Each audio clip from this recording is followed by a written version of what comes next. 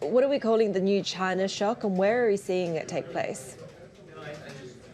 Yes, it's really China Shock 2.0 or 3.0, which is, as Gordon Hanson put it, he's one of the trio of economists who first coined the term back in the 90s and early 2000s. And before, we're really used to describing the China shock as something more specific to the U.S., describing the economic damage and job loss from this flood of Chinese imports, kind of back when China first joined the global trading system and the WTO. But today, we're seeing it much more broadly across the world. We're seeing it in Mexico, in Brazil, in places like Indonesia, like you just mentioned, and across Southeast Asia. So basically emerging market economies, which really rely on their manufacturing sectors for growth, both domestically and trying to export those goods for their economic growth, are facing a lot more competition from China. And the reason behind that, you may ask, is Trump's tariffs, President Trump's tariffs, as well as the reciprocal tariffs that are set to come in. So once China realized they could no longer export to the U.S. as easily, there was this big reshuffling of supply chains, and there was also a big gap in where they had to send their goods to. And so that's why we're seeing a lot more of those goods flowing to other countries. Yeah, what are the governments of those other countries doing to address this? Because I'm aware of some responses from quite extreme all the way through to nothing at all.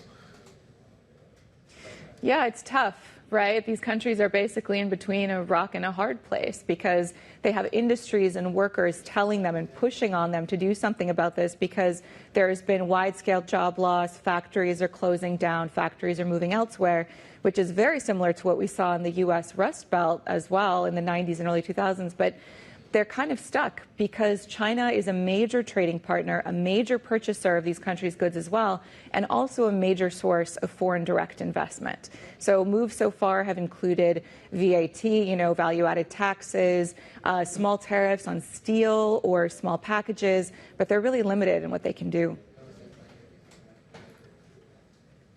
China has been for a while trying to shift the focus from being just a manufacturing powerhouse to boosting domestic demand, and that's really taken top priority. Does that potentially change the strategy at all?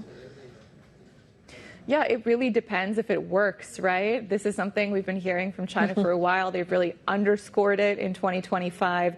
They said we're going to unveil all these programs, child subsidies, boosting pay in domestic, like in regional markets, in a normal way, at a normal pace. But it really depends if those things pan out, because the reality is that China has a close to $1 trillion trade deficit with the world.